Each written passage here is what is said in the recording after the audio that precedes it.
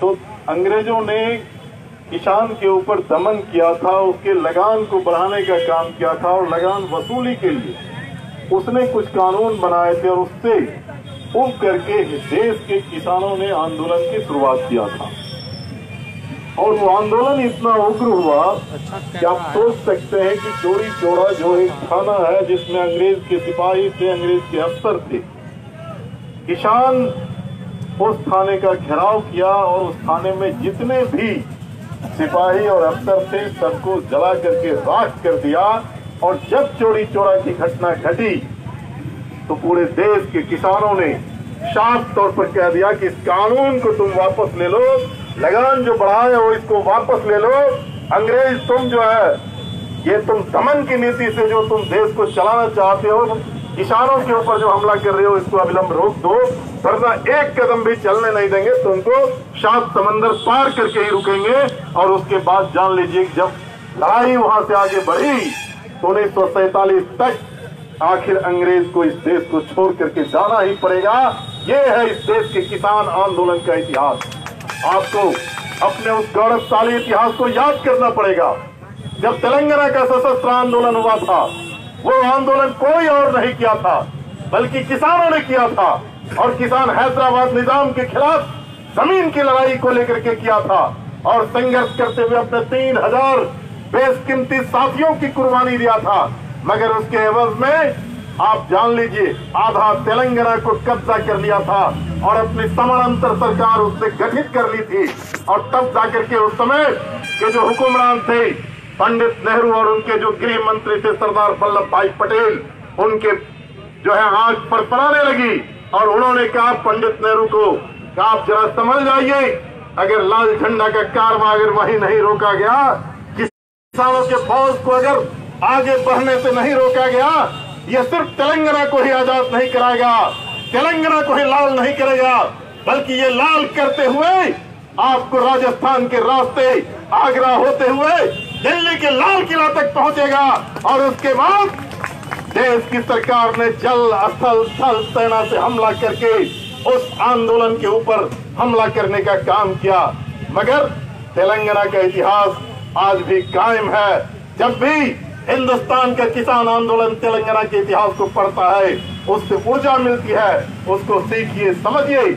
आज 3 काला कानून ला करके देश की भाजपा की सरकार आज कॉर्पोरेट के हाथ में पूरे कृषि को जो सौंपने के लिए आज उसने तैयारी कर लिया है, इससे देश के किसान के हाथ से उनकी जमीन निकल जाएगी, उनके पैदावार करने की ताकत निकल जाएगी, उनका तमाम चीज समाप्त हो जाएगा।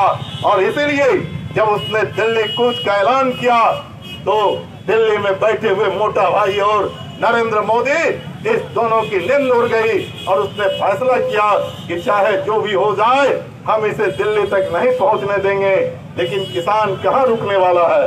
आप दिल्ली तक नहीं पहुंच सकते, लेकिन पूरे नहीं पहुंचने दे सकते, ये हो नहीं सकता, वो पहुंचेगा। आज आपने जो कार्रवाई किया, हमारे साथियों ने कहा, पानी की बौछार किया, आंसू गैस के गोले छोड़े, रास्ते को 20-20 फीट गड्ढा कर दिया, मगर किसान मानने वाला कहा था, अपनी शहादतें दी। अब तक 5 किसान उसमें अपने जान की कुर्बानी दिया, मगर उसने कहा हम हजारों किसान कुर्बानी दे सकते हैं, लेकिन एक कदम हम अपनी मांग के साथ समझौता करके पीछे हम नहीं हटेंगे, हम आगे बढ़ेंगे। 7 राउंड 8 राउंड की वार्ता हुई। हर समय सरकार की तरफ से जो है सिर्फ भ्रम फैलाने की कोशिश की गई, हम थोड़ा अमेंडमेंट करेंगे, हम थोड़ा इसमें थोड़ा बदलाव करेंगे। लेकिन आखिरी तौर पर किसान संघर्ष समन्वय समिति के नेताओं ने ऐलान कर दिया कि अब कोई वार्ता हम नहीं करेंगे। अगर सरकार को वापस लेना है तो वो सीधे लिख करके भेज दे हमारे पास कि हम वापस ले रहे हैं या अगले सत्र में वापस लेंगे, तो हम लोग यहाँ से वापस अपने खेती की तरफ जाएंगे, वरना हम यहीं लड़ेंगे। और उसके बाद देश के किसानों से आह्वान किया, सभी टोल केंद्र जो है, जो एनएच पर पैसा वसूली का केंद्र सरकार लगाया है, पिछले 12 को कहा था उसको जाकर के कब्जा करो, उसको फ्री करो। और उसके बाद जो है पिछले दिनों उसने बंद का कॉल किया, और जब बंद का कॉल किया तो बिहार के अंदर हमें लग रहा था बिहार के किसान इस बात को नहीं समझ पाएंगे, लेकिन वो ऐतिहासिक दिन साबित हुआ। 8 तारीख को जब बंद का कॉल हुआ, मैं समस्तीपुर में नहीं था, दूसरे जिला में था, लेकिन समस्तीपुर में आना चाहता था। आने में जान लीजिए कि मैं जहां से चला था 8 बजे दिन में, यहाँ तक आने में 7 घंटा हमको लगा और आखिरी में विभूतिपुर पहुंचते पहुंचते 7 बज गया रात। हर जगह लोग कहते थे आप भाषण दीजिए, आप समर्थन कीजिए, क्योंकि आप मार्क्सवादी कम्युनिस्ट पार्टी और वामपंथी महागठबंधन के विधायक हैं, तो आप मेरे साथ हैं करते हुए यहाँ आए। उस दिन हमें यह विश्वास हो गया जब बिहार के किसान भी तीनों कृषि कानून को समझने लगे हैं, तीनों कृषि कानून को लेकर के आंदोलन में गए हैं।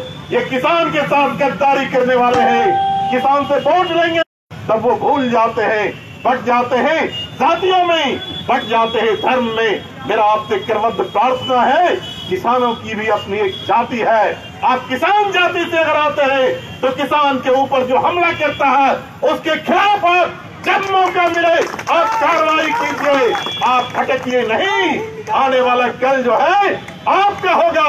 और इस बार जो किसान आंदोलन की शुरुआत हुई है, हम आपको बता देते हैं, इस देश में कॉर्पोरेट नीति की सरकार को उखाड़ करके फेंक करके ही रुकेगी। हम आपको बताना चाहते, अभी विधानसभा चल रहा था, हम लोग वामपंथी दल के लोग और बाद में महागठबंधन के दूसरे लोग भी इस आंदोलन के समर्थन में हम प्रदर्शन करते थे, वो लोग भी प्रदर्शन किए और सदन के अंदर भी हम लोगों ने इन सवाल को उठाया। और आगे भी हम कह रहे हैं, जब आप 29 तारीख को कि आज राज्यपाल भवन की ओर मार्च करेंगे तो हम समझते हैं वामपंथी दल के, मैं महागठबंधन के अपने तमाम साथियों से बात करूंगा, आप अपने अपने सभी विधायकों का रास्ता, और जब तक बिहार के किसान की जिंदगी नहीं बचेगी तब तक बिहार का विकास नहीं होगा, बिहार आगे नहीं बढ़ेगा। मैं इन्हीं शब्दों के साथ, इस आशा के साथ कि आज लौट करके जा करके आप घर पर सो नहीं जाइएगा, बल्कि यहाँ से जाइए। आज भी किसान पूरी तौर पर नहीं समझ पा रहा है, भ्रम में फंसे हुए हैं, उनको समझाना पड़ेगा, उनको जगाना पड़ेगा। क्योंकि हमारे एक साथी सही के मंगल पांडे कल मोहद्दीनगर में किसान चौपाल लगाए हुए थे और वहाँ पूरा जो है गीत गा रहे थे कि किसान का इस तीनों कानून से 2 गुना लाभ होगा, और उसमें कुछ किसान ही ताली बजा रहे थे। हमें उन किसानों को समझाना होगा, हमें उन किसानों को समझाना होगा। भेड़िया रंग बदल करके आता है ठगने के लिए, उस भेड़िया से सावधान हो जाओ। असली रंग जो है, ये आंदोलन जो अभी चल रहा है, यही किसान का असली रंग है और रास्ता है संघर्ष का। मैं इन्हीं शब्दों के साथ कि भाई जाइए गांव में, चौराहे पर बैठिए, दुकान पर बैठिए, घोड़ा के नजदीक बैठिए और बैठ करके इस तीनों काला कानून के बारे में समझाइए। और 29 तारीख को पटना का जो है किसान संघर्ष समन्वय समिति ने जो ऐलान किया है, इस ऐलान के साथ आप वहां पहुंचने का वादा कीजिए। इन्हीं शब्दों के साथ आप लोगों को बधाई देते हुए संघर्ष में पूरी तौर पर आपके साथ हर वक्त कदम ताल कर रहने का जो है वादा करते हुए हम अपनी बात खत्म करते हैं। इनकलाब जिंदाबाद, किसान संघर्ष समन्वय समिति जिंदाबाद।